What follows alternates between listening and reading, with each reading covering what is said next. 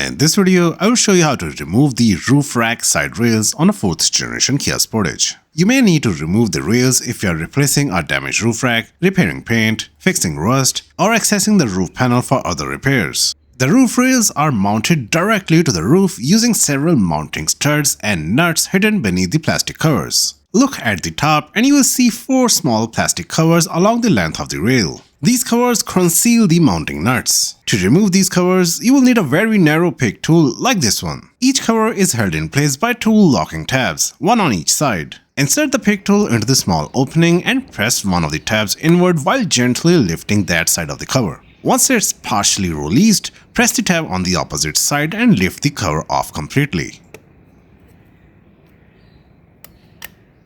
These are the tabs that you need to press.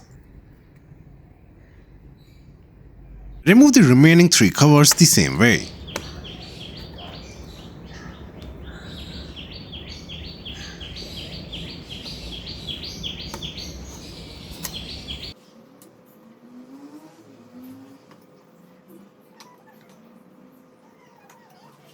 With the covers removed, you will see the threaded studs and retaining nuts. To remove these nuts, you will need a 10mm socket and ratchet. The first stud near the front of the vehicle is taller than the others, so your standard 10mm socket may not fit over it. If you have a deep 10mm socket, you can use that. In my case, I'm using an offset box and wrench to break the nut loose first, then removing it the rest of the way with a ratchet.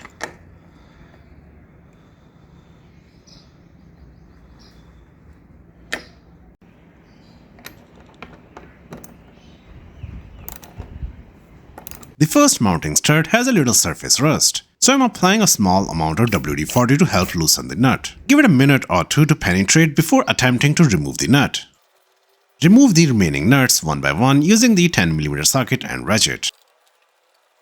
Once all the nuts are removed, carefully lift the roof rail straight upward and off the studs.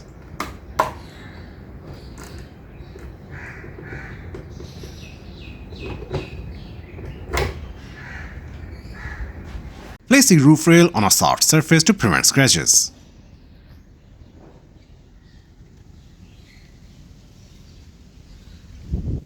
Here is a closer look at the mounting area beneath the roof rail.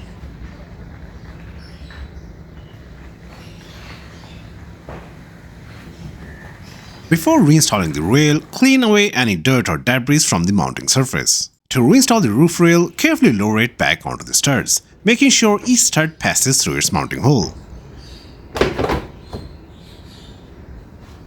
Before reinstalling the nuts, make sure the roof rail is fully seated on the roof and that there are no gaps between the roof and the rail. Once it's properly aligned, reinstall all the nuts by hand first to prevent cross-threading.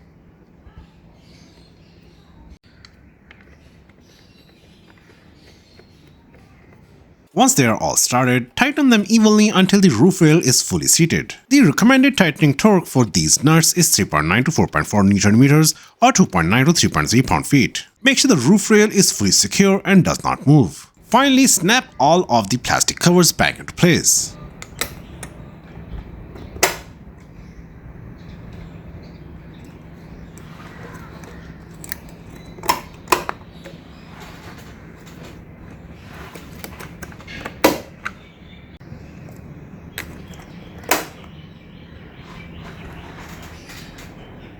Repeat the same procedure for the roof rail on the opposite side. If you found this video helpful, give it a like and subscribe to Willie's channel for more DIY automotive tutorials. Thanks for watching.